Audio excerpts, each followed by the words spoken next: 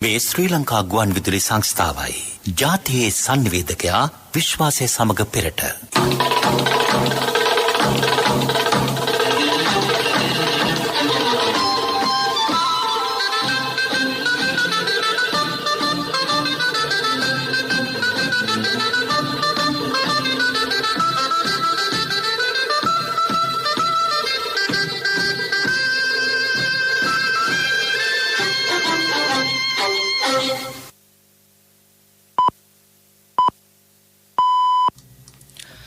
උදැසන 6යි. මේ ශ්‍රී ලංකා ගුවන් විදුලි සංස්ථාවයි. මෙන්න ප්‍රවෘත්ති. සංස්කරණය ඉදිරිවීර ගුණසේකර. ප්‍රකාශය හිමානන්ද රාජපක්ෂ. දීර්ඝකාලීන දැක්මක් සහිත සංකල්ප රටක පැවැත්මට අත්‍යවශ්‍ය බව විද්වත් හු පෙන්වා දෙති. තවත් ආසාදිතින් 2169ක්. මරණ සංඛ්‍යාව 2500ක් මවයි. පළාත් මට්ටමින් සීමා සහිතව ප්‍රවාහන සේවා පවත්වාගෙන යාමට පියවර. කොවිඩ් ප්‍රතිශක්තිකරණ එන්නත් මාත්‍රා ලක්ෂ 22ක් මේ මාසයේදී දිවයිනට. පවතින ගැටලු වලට විකල්ප යෝජනා ඉදිරිපත් කිරීමට විපක්ෂය අපොහොසත් වී ඇති බවට රනිල් වික්‍රමසිංහ මහතාගෙන් චෝදනා. ඊතක්සල අධ්‍යාපන මධ්‍යස්ථාන 1000ක්. ගත පැය 24 තුළ ලෝපුරා කොවිඩ් ආසාදිතින් 3,44,000ක්. යගුලිය විසිකිරීමේ සවුවෙන් නව ලෝක වාර්තාවක්. රට නවම මගකට අවතීර්ණ කිරීමට ජනාධිපති ගෝඨාභය රාජපක්ෂ මැතිතුමා කටයුතු කරමින් සිටින බව විද්වත් හු පෙන්වා දෙති. ඉතිහාසඥ සේනාරත්න සිල්වා මහතා පැවසුවේ ජනප්‍රිය තීන්දුව වලින් පමණක් රටක් ඉදිරියට ගෙන යා නොහැකි බවයි. වසර 70ක පමණ මෙරට දේශපාලන ගමන් මඟ සැලකීමේදී වත්මන් නායකත්වය තිරසාර දැක්මකින් යුතුව ක්‍රියා කරන බව පෙනෙන්නට ඇතැයිද හිතම කියයි. රසායනික පොහොර වෙනුවට කාබනික පොහොර ප්‍රචලිත කිරීම කාලෝචිත ත්‍රියර්ණිකි. ඒ සඳහා සියලු පාර්ශවයන්ගේ සහාය රජයට ලබා දිය යුතු බවද සේනාරත්න මහතා කියයි. 69 ලක්ෂයක බලාපොරොත්තු ඇතුව ගෙනාපු අපේ වර්තමාන ජනාධිපතිතුමා අන් අයට වඩා වෙනස් විදිහකට තමයි බලයට පත් වුනේ. ඔහු ඒ 69 ලක්ෂයේ ප්‍රාර්ථනා ඉටු කරන ආකාරයක් පෙන්눔 කරනවා. කොවිඩ් වසංගත තත්ත්වයන් විසින් ඇත්තටම විශ්වලාගත් ආශිර්වාදයක් ලෙස ඔහු රට හරවනවා අද සම්පූර්ණයෙන්ම මේ භූමියේ අතීත සભ્યත්වයේ දෙසට විශේෂයෙන්ම මේ කාබනික වගාව පැත්තට ජාතිය යොමු කිරීම වසවිස පොළවට දාන එක නවත්තන එක කුසලස්ථානික ද්‍රව්‍ය ගෙන එක නවත්තන්න ගත්ත අභීත තීන්දුව ඒ එඩිතර තීන්දුව එක්ක මට පේන ආකාරයට නම් එතුමා ඒ ගමන් මගේ නිවැරදිව අවුරුදු 70 ගානක් නිදහසෙන් පස්සේ ආපු සියලුම නායකයින්ට වඩා වෙනස් විදිහක හැසිරීමක් පෙන්눔 කරනවා. කෙටිකාලීන ජනප්‍රිය තීරණ වලට වඩා දීර්ඝකාලීන දැක්මක් සහිත සංකල්ප රටක පැවැත්මට අත්‍යවශ්‍ය බව ජාතික මූලික අධ්‍යාපන ආයතනයේ සභාපති මහාචාර්ය අතුල සුමතිපාල මහතා පවසයි. ජනාධිපතිතුමාගේ වත්මන් වැඩපිළිවෙල සඳහා ජනතා සහාය අත්‍යවශ්‍ය බවද ඔහු කියයි. එතුමා බලයට පත් වෙනකොට 69 ලක්ෂයක් ඡන්ද දෙනකොට ඊළඟට සෞභාග්‍ය දැක්ම ප්‍රතිපත්ති මාලාව ඉදිරිපත් කරනකොට තිබුණ තත්ත්වයට වඩා සම්පූර්ණ වෙනස් තත්ත්වයක් රටේ තියෙන්නේ. දෙවන්ත බරපතල අභියෝග රාශියකට මුහුණ දීලා විශේෂ දේශපාලඥයෝ රටේ ජනතාව විශේෂයෙන් ගත්තාම මේක ජාතික ආපදාවක්. ඒකෙදී මේ හැමෝම කැපකිරීම කරන්න ඕනේ. එතකොට අසීරු තීන්දුව ගැනීමම තමයි දේශපාලඥයෙකුගේ වගකීම වෙන්නේ. එතකොට කොවිඩ් වසංගතය ඉවර වෙනකන් අනිත් දේවල් පැත්තකට කල් දාලා තියන්න බෑ. හැබැයි ඇත්තටම මතු පිටින් ගත්තාම ඉතින් එහෙම කලකිරීම තියෙන්න පුළුවන්. හැබැයි ඒක ගැන කලබල නොවි මොකද අද දවසේ තියෙන තත්ත්වයට වඩා වෙනසක් ඉතිරි අවුරුදු කීපය ඇතුළත කරන්න පුළුවන් කියන විශ්වාසයක් තියෙන නායකයෙක්. රටේ නායකයා ලෙස ජනාධිපතිතුමා ඉටු කරන කාර්යභාරය සම්බන්ධයෙන් සුවිශේෂී අවධානයක් යොමු කළ යුතු බව ශ්‍රී ජයවර්ධනපුර විශ්වවිද්‍යාලයේ උපකුලපති මහාචාර්ය සුදන්ත ලියනගේ මහතා පවසයි. එතුමා ගනු ලබන තීන්දුව මීට පෙර මෙරට නායකයින් ලබා දුන් තීන්දුව වලට වඩා වෙනස් බව උපකුලපතිවරයා පෙන්වා දෙයි. ඇතැම් දේශපාලඥයින් වගකීමෙන් තොරව ක්‍රියා කරනු දක්නට ලැබේ. එය සිදු නොවිය යුත්තක් බවද ඔහු පවසයි.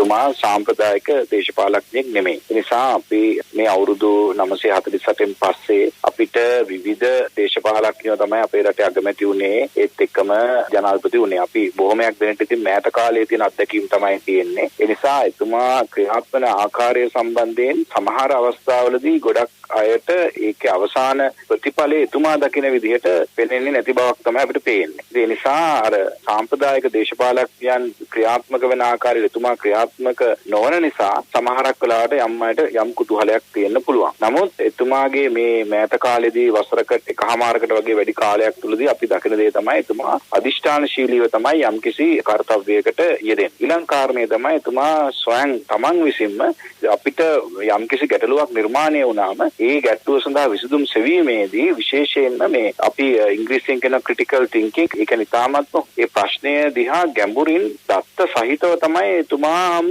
මේක විග්‍රහ කරගන්නේ. ඒ නිසා මම හිතන්නේ එතුමාට විසඳුම් ලබා දීමේදී වඩා සාධාරණ විසඳුමක් බොහෝ ගැටලු වලට විසඳීමේ හැකියාවකුත් තියෙනවා. තවත් කොවිඩ් ආසාදිතින් 2169 දෙනෙකු හඳුනාගත් බව රාජ්‍ය ප්‍රවෘත්ති දෙපාර්තමේන්තුව නිවේදනය කරයි. ඒ සමග දෙවුලපිටිය, පෑලියගොඩ, බන්ධනාගාර සහ අලුත් අවුරුදු කොවිඩ් පොකුරු වලින් වාර්තා වී ඇති සමස්ත ආසාදිතින්ගේ සංඛ්‍යාව 2,30,570ක් දක්වා ඉහළ ගොස් ඇත. වාර්තා වන සමස්ත කොවිඩ් ආසාදිතින්ගේ සංඛ්‍යාව 2,35,000කට අධිකය. ඉන් 2,00,000කට ආසන්න පිරිසක් සුවය ලබා පිටව ගොස් තිබේ. 33,540 දෙනෙක් තවදුරටත් රෝහල්වල ප්‍රතිකාර ලබති. තවත් කොවිඩ් මරණ 54ක් රාජ්‍ය සෞඛ්‍ය සේවා අධ්‍යක්ෂ ජෙනරාල්වරයා ඊයේ තහවුරු කළේය. ඒ අනුව සමස්ත මරණ සංඛ්‍යාව 2,534ක් දක්වා ඉහළ ගොස් තිබේ.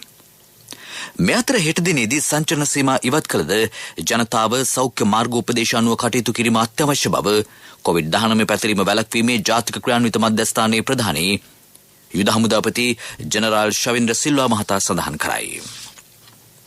කොවිඩ් මර්ධන කටයුතු වෙනුවෙන් සියලු රාජ්‍ය සේවකින් සහාය දැක්විය යුතු බව අමාත්‍ය පවිත්‍රා වන්‍යරච්චි මහත්මිය පවසයි. වෛරසය පාලනය කිරීමේ වගකීම සෞඛ්‍ය අංශයට පමණක් පැවරෙන්නක් නොවේ. සියලු පාර්ශව ඒකාබද්ධව කටයුතු කිරීම තුළින් වෛරසය පාලනය කරගත හැකි බව ඇය පෙන්වා දෙන්නේ. විශේෂයෙන් වෛරසය පාලනය කිරීම සඳහා ජනතා සහයෝගය අත්‍යවශ්‍ය වේ. මුවාවරණ පැළඳීම, සමාජ දුරස්ථ භාවය පවත්වා ගැනීම සහ නිරන්තරයෙන් දෑත් සේදීම් වැනි මාර්ගෝපදේශ අනුගමනය කිරීම ජනතාව ක්‍රියා කළ යුතු බවද ඇය පෙන්වා දෙයි.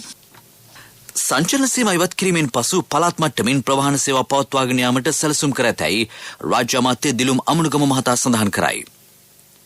සෞඛ්‍ය මාර්ගෝපදේශ වලට අනුව දුම්රිය හා බස් රථ සීමිත සංඛ්‍යාවක් ධාවනය කෙරේ. අත්‍යවශ්‍ය රාජකාරී සඳහා යොදවා ඇති බස් රථ ඉදිරි දින කිහිපයේදීද ධාවනය කෙරෙන බව රාජ්‍ය අමාත්‍යවරයා කියයි. 21 වෙනිදා උදෑසන සංචලන සීමා ලිහිල්ුණාට පසුව යම් බස් රථ ප්‍රමාණයක් සහ යම් දුම්රිය ප්‍රමාණයක් අපි ධාවනය කරන්න කටයුතු කරනවා. නමුත් පළාත් අතර ධාවනය කරන්න අපිට අවසර දීලා නැහැ. එතකොට පළාත ඇතුළත පමණයි මේ ධාවන කටයුතු සිද්ධ වෙන්නේ. නිසා පෞද්ගලික අංශයේ රථ යම් ප්‍රමාණයකුත් ළංගම බස් රථ යම් ප්‍රමාණයකුත් ඒ දින කීපය තුල ධාවනය කරන්න අපි කටයුතු කරනවා. හැබැයි මේකෙදි ප්‍රධාන වශයෙන්ම අපි ජනතාවට කියන්නට අවශ්‍යයි මේ රථ අපි යොදවන්නේ ගමන් බිමන් යෑම සඳහා නෙමෙයි. අත්‍යවශ්‍ය කටයුත්තක් දැන් දින ගණනාවක් තිස්සේ රට වහලා තියෙනවා. එයාගේ අත්‍යවශ්‍ය කටයුත්තක් තියෙනවා. බැංකුවෙන් සල්ලි ගන්න වෙන්න පුළුවන්. ෆාමසියට ගිහිල්ලා බෙහෙත් ගන්න වෙන්න පුළුවන්. වෙන ආහාර ද්‍රව්‍ය ගන්න වෙන්න පුළුවන්. රෝහලට යන්න වෙන්න පුළුවන්. මෙන්න මේ කාරණා සඳහා තමයි අපි යම් සීමා සහිත බස් රථ ප්‍රමාණයක් යොදවන්නට බලාපොරොත්තු වෙන්නේ. මේ ප්‍රවෘත්ති ප්‍රකාශය ශ්‍රී ලංකා ගුවන්විදුලි සංස්ථාවෙන්.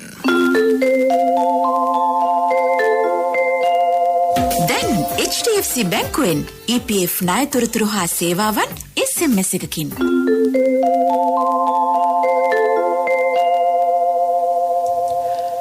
යම් පුද්ගලයෙකුට හෝ කුමන අසනීප තත්ත්වයක් පවතී නම් සුරතුරුන්ගෙන් ඈත්ව සිටිය යුතු බව පේරාදෙණි විශ්වවිද්‍යාලයේ පශුවෛද්‍ය පීඨයේ ජ්‍යෙෂ්ඨ කථිකාචාර්ය ආචාර්ය ඩිලාන්නේ සතරසිංහ මහතා පවසයි. දෙහිවල සත්වෝද්‍යානයේ කොවිඩ් ආසාදිත සිංහයා සම්බන්ධයෙන් අදහස් දක්වමින් හෙතෙම මේ බව පැවසිය.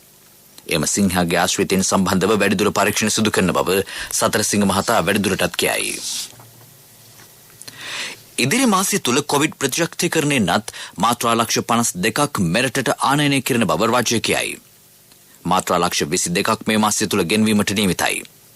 ඊට සයිනෝෆාර්ම් සහ ස්පුට්නික් V එන්නත් ඇතුළත් බව රාජ්‍ය ඖෂධ නීතික සංස්ථාවේ සභාපති විශේෂඥ වෛද්‍ය ප්‍රසන්න ගුණසේන මහතා ජාතික ගුවන්විදුලියට පැවසිය. AstraZeneca එන්නතේ දෙවන මාත්‍රාවට ආදේශ එකක් ලෙස Pfizer එන්නත ලබා දීම සම්බන්ධයෙන් සොයා බැලන බවද ඔහු කියයි. රටේ පවතින ගැටලු වලට විකල්ප යෝජනා ඉදිරිපත් කිරීමට විපක්ෂය අපොහසත් වී ඇති බව හිටපු අග්‍රාමාත්‍ය රනිල් වික්‍රමසිංහ මහතා පවසයි. එය භයානක තත්වයකි. COVID-19 වසංගතය පාලනය කිරීම වෙනුවෙන් පාර්ලිමේන්තුව තුළ හඬක් නැගිය යුතුය. ඒ හේතුවෙන් තමා පාර්ලිමේන්තුව නියෝජනය කිරීමට තීරණය කළ බව හෙතෙම කියයි. රටේ දේශපාලන තත්ත්වයේද ව්‍යාකූලය. ආණ්ඩුවේ ජනප්‍රියතාවයේද සීග්‍රයෙන් පහත බස්මින් තිබෙන බව රනිල් වික්‍රමසිංහ මහතා පෙන්වා දෙයි. ඊට බලපෑ ඇති හේතු සම්බන්ධව රාජ්‍ය නැවත සලකා බැලිය යුතු බවද ඔහු කියයි. ජාතික ගුවන්විදුලියේ සිංහල ස්වදේශීය සේවය මගින් ප්‍රචාරය වන සුභාර්ථී සංවාද මණ්ඩපයෙන් අද සාකච්ඡා කෙරෙන්නේ සෞභාග්‍ය දැක්ම යථාර්ථයක් බවට පත් කළ මෙරට පිරිවෙන් අධ්‍යාපනය පිළිබඳවයි. සාකච්ඡාව සඳහා පූජ්‍ය වටිනාපහ සෝමානන්ද ස්වාමීන් වහන්සේ සහ රාජ්‍ය අමාත්‍ය විජිත බේරුගොඩ මහතා සහභාගී වෙති. FM 91.7 සහ 91.9 වැඩසටහනට ශ්‍රවණය කිරීමට හැකියි.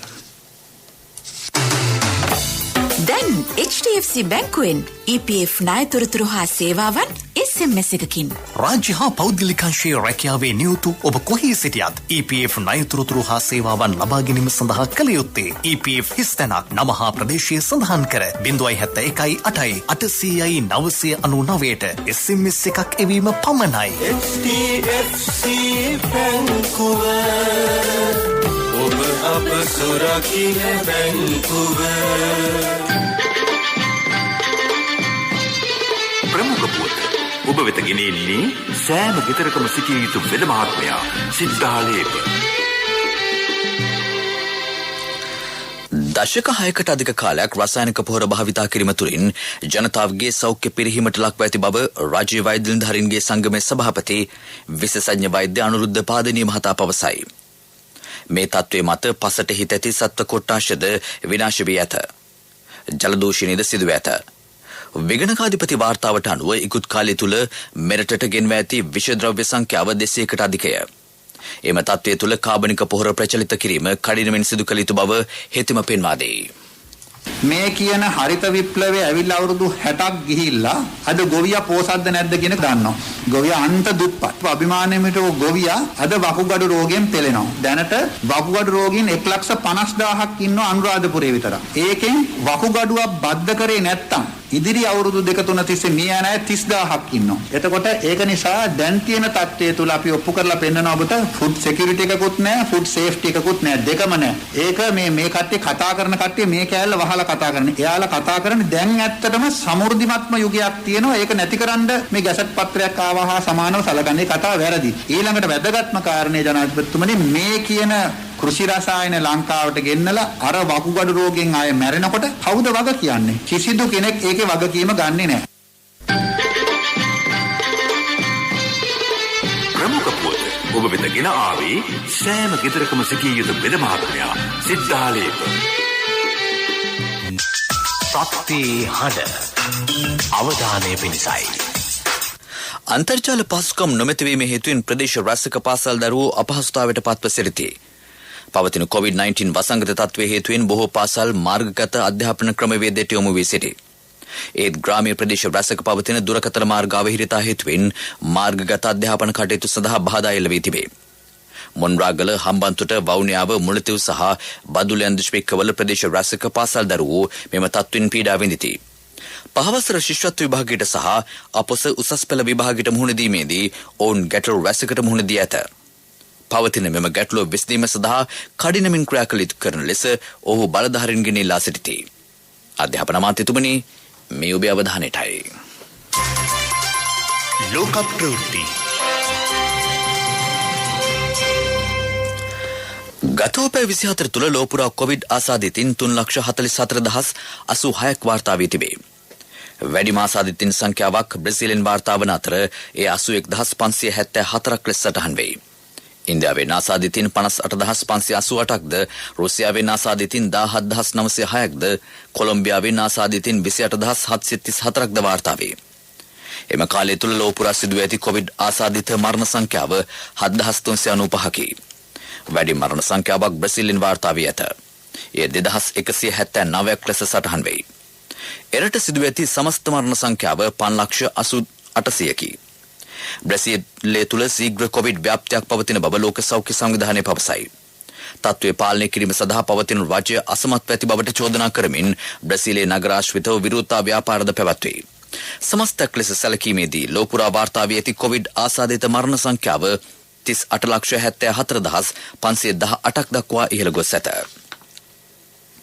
මියන්මාරයේ මිලිටරි පාලනය හෙලා දකින බව එක්සත් ජාතීන්ගේ සංවිධානය පවසයි. එරට තුළ පවතින ප්‍රචණ්ඩත්වය පරාජය කිරීමට ජාත්‍යන්තර ප්‍රජාව දායකත්වය සැපී යුතු බව එම සංවිධානය පෙන්වා දෙයි. මියන්මාරයේ සම්බන්ධයෙන් එක්සත් ජාතීන්ගේ සංවිධානය දරන මතය පදනම් විරහිත බව එරට හමුදා පාලකයෝ සඳහන් කරති. සාමකාමී විරෝධතාකරුවන්ට හමුදා පාලනයෙන් සිදුවන අකටයුතුකම් පිළිබඳව එක්සත් ජාතීන්ගේ සංවිධානයේ විශේෂ අවධානය යොමු වී තිබේ. අත්අඩංගුවේ පසුවන මියන්මාර නායික අවුන් සාන් සුකි මහත්මිය නිදහස් කිරීමට වහා කටයුතු කරන ලෙසද එක්සත් ජාතීන්ගේ සංවිධානය මියන්මාර හමුදා පාලනයෙන් ඉල්ලීමක් කරයි. පෙරසර සංවර්ධනයක පුවත් සම්පෙන්ඩනය සංවර්ධන පුවත්.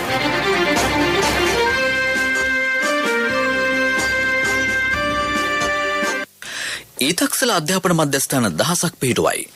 සංනිවේදන පහසුකම් නොමැති ප්‍රදේශවල දරුවන්ගේ අධ්‍යාපන කටයුතු පවත්වාගෙන යාමට සහාය වීම වැඩපිළිවෙලේ ආරමුණයි. පාසල් ගුරුවරුන්ට ටැබ් පරිගණක සහ දුරකථන මිලදී ගැනීමට බැංකු ණය පහසුකම් ලබා දීමේ වැඩපිළිවෙලක්ද රාජ්‍ය ආරම්භ කර තිබේ. ක්‍රීඩා පුවත්. ලෝකශූරතා ටෙස්ට් ක්‍රිකට් තරඟාවලියේ නවසීලන්තය සහ ඉන්දිය තරඟයේ දෙවන දිනය ආදයි. තරගය නතර කරන විට ප්‍රථමින්ම සදා කුඩා කරන ඉන්දිය කණ්ඩායම කඩලු 3කට ලකුණු 146ක් ලබා සිටියේය. විරාට් කෝලි නොදවී ලකුණු 44යි. අජිත් කේ රහානි නොදවී ලකුණු 29යි. යකුලිය විසිකිරීම සවෙන් ලෝක වාර්තාවක් තැබීමට එක්සත් ජනපද ක්‍රීඩක රයන් ක්‍රෝසර් සමත් වෙයි. ඔහු මීටර් 23.2.37ක දක්ෂතාවක් පෙන්නුම් කළ අතර මීට පෙර එම වාර්තාව රැන්ඩි බර්නර්ස් හිමි කරගෙන සිටියේය. ව්‍යාපාරික පුවත් ඔබ වෙත ගෙන එන්නේ NSB ගෞරව ප්‍රශංසා. ඔබේ මුදලට සුරක්ෂිතම ස්ථානය ජාතික ඉතිරි කිරීමේ බැංකුව. අධික මිලට එළවලු හා පළතුරු අලෙවි කරන ජංගම වෙළඳ රථවල බලපත්‍ර තහනම් කිරීම කාලෝචිත පියවරක් බව දඹුල්ල ආර්ථික මධ්‍යස්ථානයේ සභාපති ශාන්ත ඒකනායක මහතා පවසයි. ආර්ථික මධ්‍යස්ථාන වලින් අඩු මිලට එළවලු හා පළතුරු මිලදීගෙන පාරිභෝගිකයින් මුලා කරමින් මුදල් උපයන වෙළඳුන්ට එරෙහිව නීතිය දැඩිව ක්‍රියාත්මක කළ යුතු බව හේතුම පෙන්වා දෙයි. ව්‍යාපාරික පුවත් ඔබ වෙත ගෙන ආවේ රට වෙනුවෙන් විශිෂ්ට සේවයක් සිදු කළ ජ්‍යෙෂ්ඨ පුරවැසියන් වූ ඔබට පිදෙන උත්තමාචාරයක් ලෙස ජාතික ඉතිරි කිරීමේ බැංකුව NSB ගෞරව ප්‍රශංසා හඳුන්වා දුන්නා. දැන් NSB ගෞරව ප්‍රශංසා සමගින් 6.5% අවම පොලියක් යටතේ මිලියන 5ක් දක්වා ණය මුදලක් පැය 2කින් ලබා ගන්න. විශ්‍රාමික රාජ්‍ය සේවක ඔබට වයස අවුරුදු 75 දක්වා ගෙවීමේ පහසුකම්ද සහිතයි. ග්‍රිබ් වාර්තා අනවශ්‍යයි. NSB ගෞරව ප්‍රශංසා ඔබේ මුදලට සුරක්ෂිතම ස්ථානය ජාතික ඉතිරි කිරීමේ බැංකුව. ආර්ථික පුවත් ආවරණය ඔබේ ඕනම අවශ්‍යතාවයකට සුදුසු මූල්‍ය විසඳුම් දෙන එන අය දියුණු වෙන අය එන LOLC සමූහය එන්න දියුණු වෙන්න. අද දින තුල තොග වෙළඳාම් සඳහා ආර්ථික මධ්‍යස්ථාන රසක් විවෘතව තිබේ. පූර්ණ සෞඛ්‍ය මාර්ගෝපදේශ අනුගමනය කරමින් වෙළඳාම් කටයුතු සිදු කරන බව තමුත්තේගම ආර්ථික මධ්‍යස්ථානයේ පාලක සංජීව කුමාර ලිනගේ මහතා පවසයි. සංචරණ සීමා ඉවත් කරන දිනයන්වලද සියලු ආර්ථික මධ්‍යස්ථාන විවෘතව තිබෙන බවද වාර්තා වේ. යුතුයකම් වගකීම් එක්ක සල්ලි ඉතුරු කරන්න ලේසි නෑ. ඔබේ ස්ථාවර තැන්පතට ආකර්ෂණීය පොලියක් හා ආරක්ෂාවක් දෙන්න අපි පොරොන්දු වෙන්නේ ඒකයි. LOLC Finance ස්ථාවර තැන්පතු ඉතිරිය උතුරන්න. 2001 දෙසැම්බර් 13 වෙනි දින නීතිගත කරන ලද LOLC Finance PLC ICRA Lanka limited වෙතින් SLA ස්ථාවර ශ්‍රේණිය ලබා ඇත. 2011 අංක 42 දරන මුදල් ව්‍යාපාර පනත යටතේ ශ්‍රී ලංකා මහ බැංකුවේ මුදල් මණ්ඩලය වෙතින් බලපත්‍රලාභී මුදල් සමාගමකි.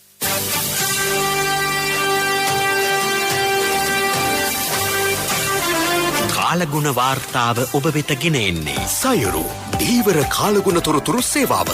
ඔබගේ ප්‍රදේශයට අදාළ කාලගුණ තොරතුරු නොමිලේ එසැනින් ඔබේ ඩයලොග් දුරකථනයට 828 අමතා ලියාපදිංචි වන්න. දීවර හා ජලජ සම්පත් දෙපාර්තමේන්තුව සහ කාලගුණ විද්‍යා දෙපාර්තමේන්තුවේ ඉදිරිපත් කිරීමකි. සයුරු සමග සොරැකීම. දෙවෙනි බොහෝ ප්‍රදේශවලට වැසි රහිත කාලගුණ තත්ත්වයක් පවතින බව කාලගුණ විද්‍යා දෙපාර්තමේන්තුව සඳහන් කරයි. බස්නාහිර මධ්‍යම සබරගමුව හා වයම් පළාත්වලත් ගාල්ල හා මාතර දිස්ත්‍රික්කවලත් වැසි ස්වල්පයක් ඇති විය හැකිය. ඇතැම් ප්‍රදේශවල සුළඟේ වේගය වැඩි වේ.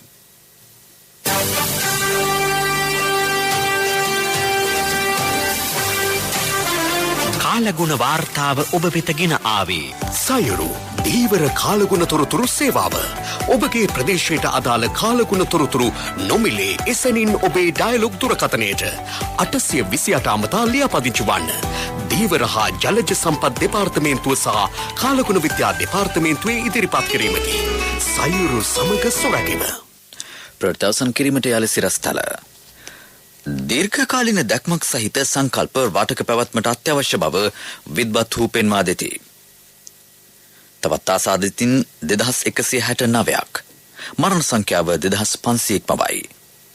පළාත් මට්ටමින් සීමා සහිතව ප්‍රවාහන සේවා පවත්වාගෙන යාමට පියවර.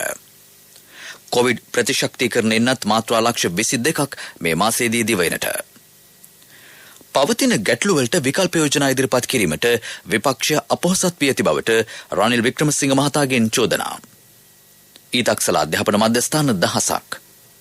ගත වූ පැය 24 තුළ ලෝපුරා කොවිඩ් ආසාදිතින් 3,44,000ක්.